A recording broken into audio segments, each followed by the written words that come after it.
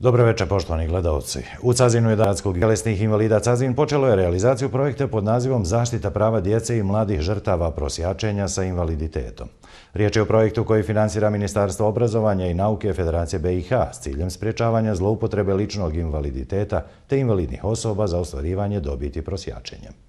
Udruženje tjelesnih invalida Cazin je u okviru projekta Zaštita prava djece i mladih žrtava prosjačenja sa invaliditetom proteklog vikenda organiziralo sastanak na kojem je prezentiran pomenuti projekat, ukazano na ciljeve i obaveze članova udruženja. Hasmir Delić, predsjednik Udruženja tjelesnih invalida Cazin.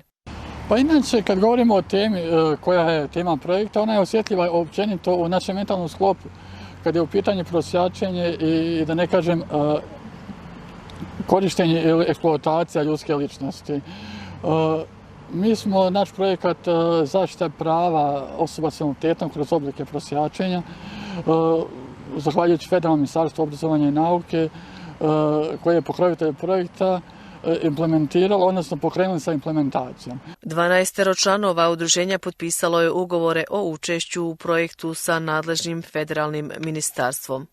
Oni kroz učešće u projektu trebaju proći jedan vid edukacija na tu temu kako da u svojoj zajednici prepoznaju zloupotrebu invaliditeta za potrebe eksploatacije ili pribavljanja vlastite koristi kroz prosjačenje. S obzirom da većina Cazinjana bez velikog razmišljanja učestvuju u svim humanim akcijama, ovaj projekat bi trebao u dogledno vrijeme spriječiti zloupotrebu cazinskog dobročinstva.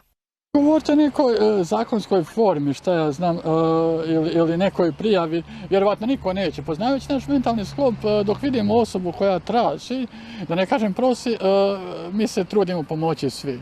Zaista je problem prepoznati kome je zaista pomoć potrebna. Ili je to zloupotreba.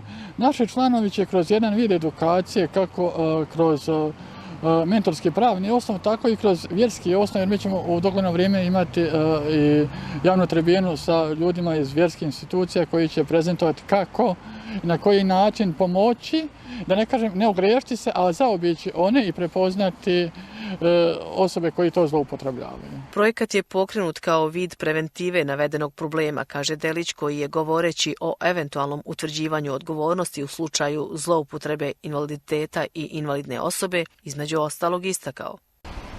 Kroz naš projekat Federalno ministarstvo obrazovanja i nauke finansira štampanje brošure u tiraž 500 komada. Znači, mi ćemo danas našim članovima samo prezentirati teme koje trebaju i okvirene su u prvi taj bilten, koje se trebaju raditi kroz brošure. Naši članovi će dati svoje prijedloge, dorade i obrade same brošure, znači kroz nekih 30 dana bi trebalo izaći publikacija i dijeliti se u našoj opštini, odnosno u našem gradu, besplatno koliko dostignemo.